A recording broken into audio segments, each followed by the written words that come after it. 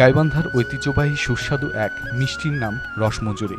ভোজন রসিক কেউ গাইবান্ধা এলে রসমঞ্জুরির স্বাদ পেতে চান, যাওয়ার সময় সঙ্গে করে নিয়েও যান।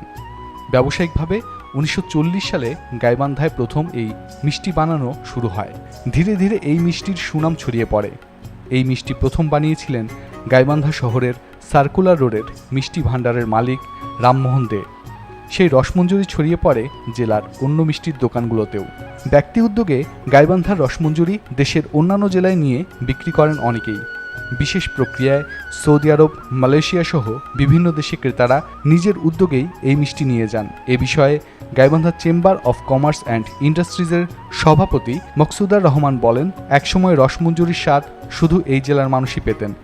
এরপর সেই স্বাদ ছড়ায় দেশের অন্য জেলাগুলোতেও। এখন তো দেশের বাইরেও যাচ্ছে এই রসমঞ্জুরি। কারিগরেরা বলেন, 1 কেজি রসমঞ্জুরি তৈরি করতে 2.5 কেজি দুধ, 100 গ্রাম চিনি, 25 গ্রাম ময়দা, 200 গ্রাম দুধের ছানা ও এলাচি লাগে। প্রথমে ছানার সঙ্গে ময়দা মিশিয়ে গুটি গুটি রসগোল্লা তৈরি করতে হয়। ছোট ছোট মার্বেল আকৃতির এই মিষ্টি দুধ জাল দিয়ে ক্ষীরের মতো ঘন করে তাতে মেশাতে হয়।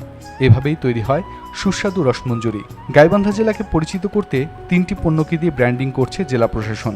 পণ্য 3টি হলো রসমঞ্জুরি, মরিচ ও ভুট্টা। 3টি পণ্যকে নিয়ে স্লোগান তৈরি করা হয়েছে। তা হচ্ছে, স্বাদে ভরা রসমঞ্জুরির ঘ্রাণ, চরাঞ্চলের ভুট্টা মরিচ, গাইবান্ধার প্রাণ।